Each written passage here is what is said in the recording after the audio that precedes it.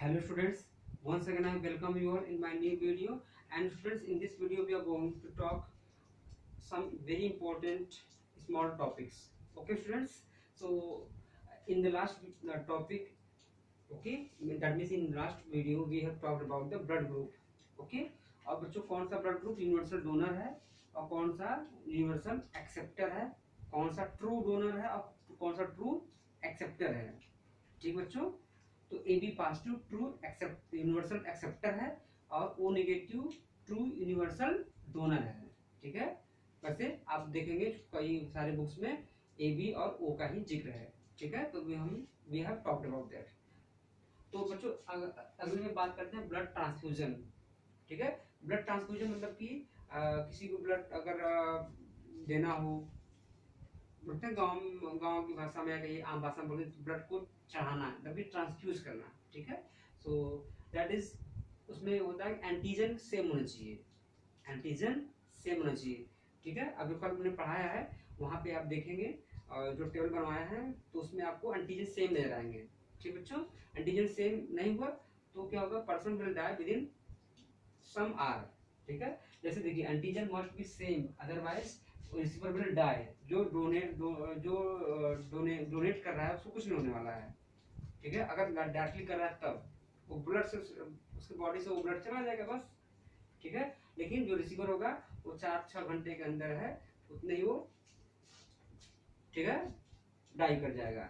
तो बच्चों अगला पढ़ते हैं Rh factor. We have talked about this I can say in detail, in not so detailed but something is left which is based on RH factor only। ठीक है बच्चों, RH factor पे ही ये डिपेंड होता है। ठीक है बच्चों, स्पेशल एंटीजन होता है, ये बता चुके हैं, when present along with antigen, यानी कि जो मेन एंटीजन है, एंटीजन ए है तो ब्लड ग्रुप ए है, उसी को मैंने रखा with the along with antigen, हम कर सकते हैं मेन एंटीजन।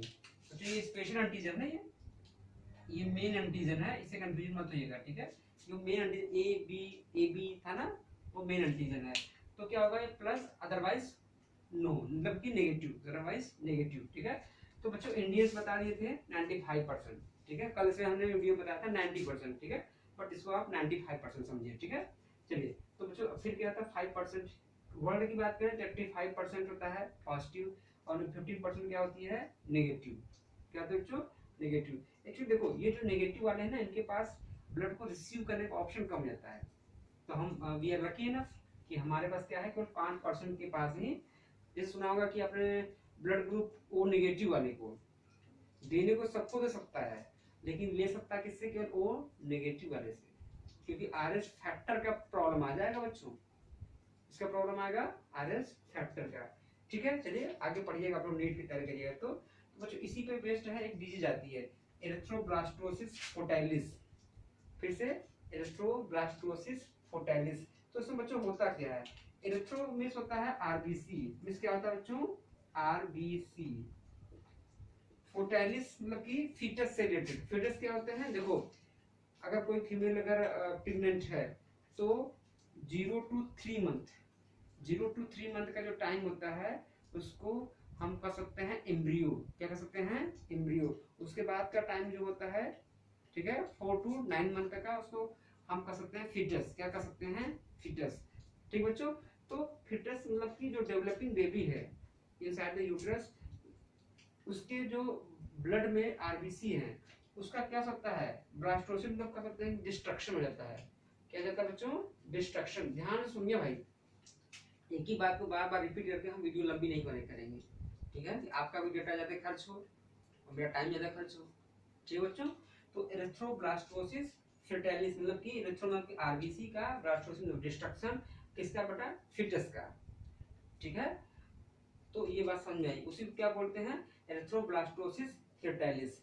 बच्चों इसमें होता क्या है, आरएच फैक्टर बता दिए, हमारे ब्लड में है, आरबीसी के मेम्ब्रेन पे है तो पॉजिटिव, अगर नहीं तो नेगेटिव। लेकिन बच्चों इन केस ऑफ मैरिज तो वहां पे तो हमें देखना पड़ेगा ना। ठीक है, आरएच फैक्टर भी क्या होना चाहिए, मैच करे ना करे, दोनों बातें हैं।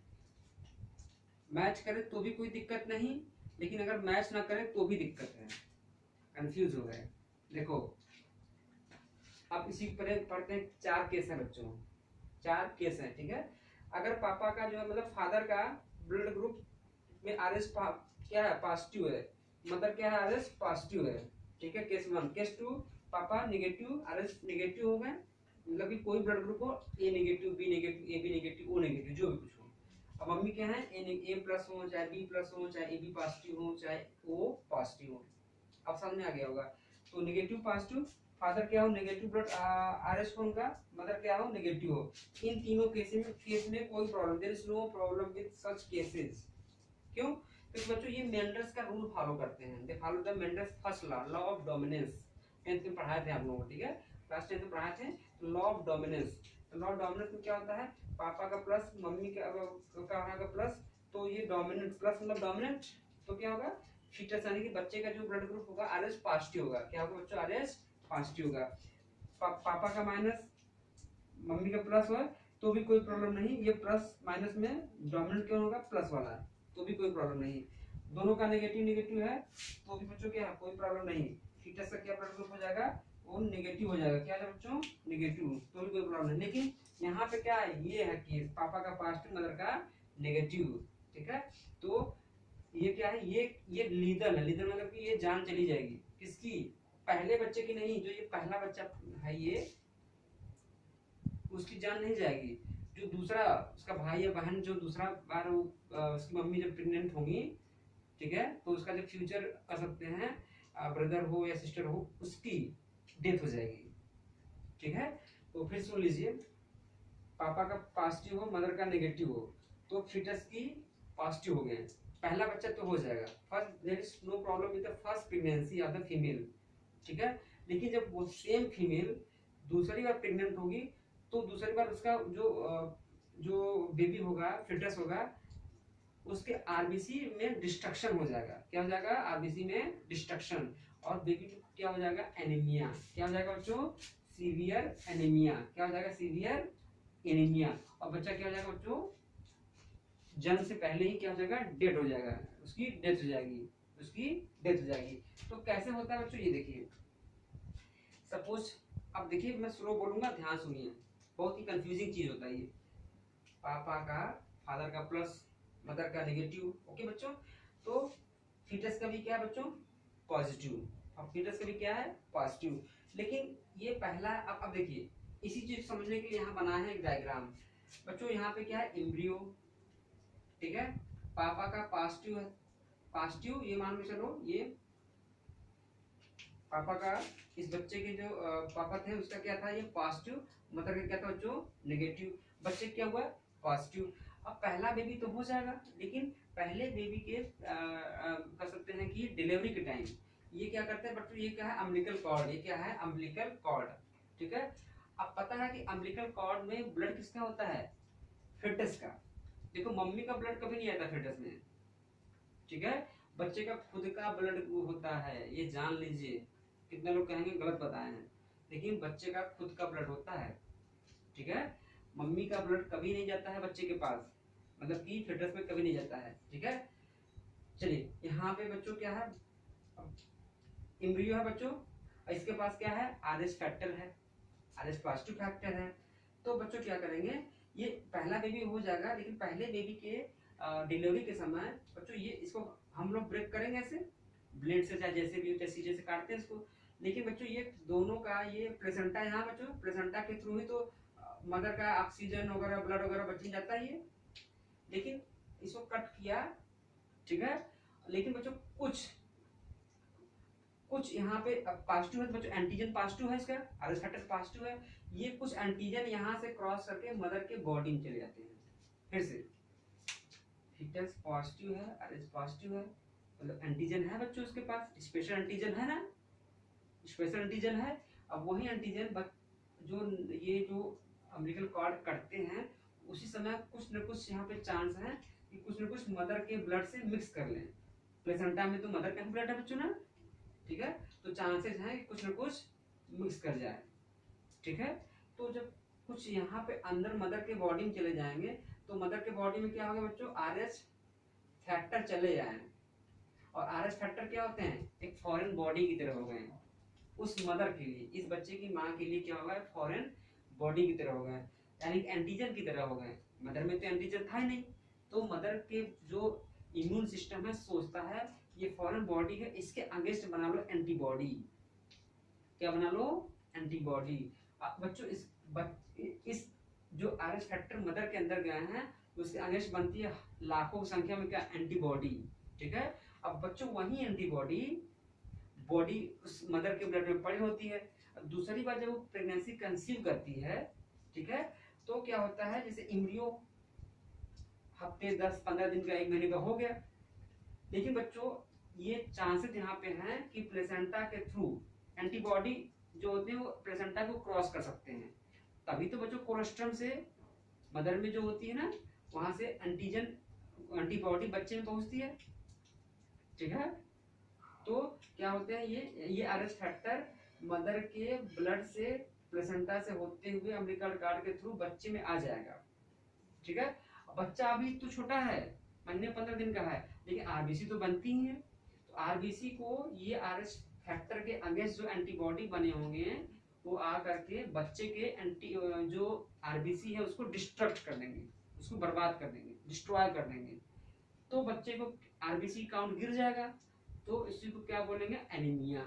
और एनीमिया हो जाएगा तो बच्चे की समय के साथ धीरे धीरे उसकी जो हार्ट सिस्टम है, बॉडी का डेवलपमेंट है, क्योंकि ऑक्सीजन हर जगह पहुंचेगा ही नहीं उसकी बॉडी में हर जगह, तो धीरे धीरे वो डेस्केट कर जाएगा।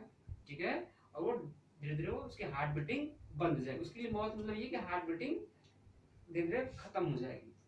ठीक है बच्चों, चलिए इसी बात को फिर से सुन लीजिए। पापा पॉजिटिव, मदर नेगेटिव, बच्चे का आरएच पॉजिटिव हो गया। ठीक है, ब्लड ग्रुप जो हो गया पॉजिटिव हो गया, जो भी हो, ए बी चाहे ओ हो, पहला बच्चे डिलीवरी हो जाएगी, लेकिन उसी समय कुछ न कुछ आरएच फैक्टर मदर के ब्लड में चले जाएंगे बच्चों। दूसरी बार अगर इस सेम महिला प्रेग्नेंट हो तो डेवलपिंग एम्ब्रियो यहाँ पे होगा या डेवलपिंग फीटस यहाँ पे होगा, लेकिन कुछ न कुछ जो एंटीजन पहले बच्चे से, फिर सुनिए, जो कुछ एंटीजन पहले बच्चे में बने थे कुछ न कुछ चले गए बॉडी में, किसके, मदर के। अब मदर में उसी एंटीजन के अगेंस्ट क्या बन गए, एंटीबॉडी। वही एंटीबॉडी पड़े रहेंगे दूसरे प्रेगनेंसी के समय प्लेसेंटा को क्रॉस करके उस जो दूसरी बार बच्चा है इस मदर के यूटेरस में, उसके आरबीसी को क्या करेंगे, डिस्ट्रक्ट कर देंगे। आरबीसी का डिस्ट्रक्शन हो गया तो क्या हो गया, आरबीसी काउंट नीचे गिर जाएगा और बच्चे में क्या हो जाएगा, एनीमिया, और कुछ ही दिनों में बच्चे की हार्ट बीट वगैरह जो भी कुछ होगा डेवलपमेंट वो रुक जाएगा, धीरे धीरे उसकी हार्ट बीट भी बंद हो जाएगी। उसी को कह सकते हैं कि डेथ ऑफ द फीटस। ठीक है, चलिए तो बच्चों इस तरह से चलता है। तो आपको सुझाव है कि शादी से पहले आप अपने होने वाली जो है फ्यूचर वाइफ हैं, go for the blood group test, positive है कि नेगेटिव है। ठीक है, और चिंता की कोई बात नहीं है। अब बच्चों इसकी दवाएं भी आ गई हैं, क्या आ गई हैं, दवाएं, जैसे कि एंटी आरएच फैक्टर आ गए हैं। ठीक है, एंटी आरएच फैक्टर से भी इसका ट्रीटमेंट होता है। दूसरा क्या बच्चों, साइक्लोस्पोरिन होती है। साइक्लोस्पोरिन क्या करते हैं, एक तरह का इम्यूनोसप्रेसिव है, बॉडी के इस मदर के जो भी एंटीबॉडी होंगे बॉडी में उसके काउंट को बहुत कम कर देगी।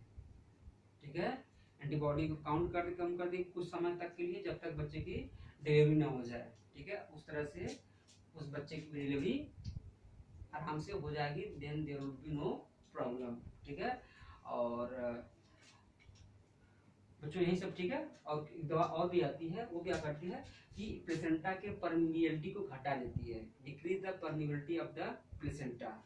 ठीक है ना बच्चों, तो विद दिस आप स्क्रीनशॉट ले लीजिए। ठीक है, and with this topic is completed. Take care, bye bye.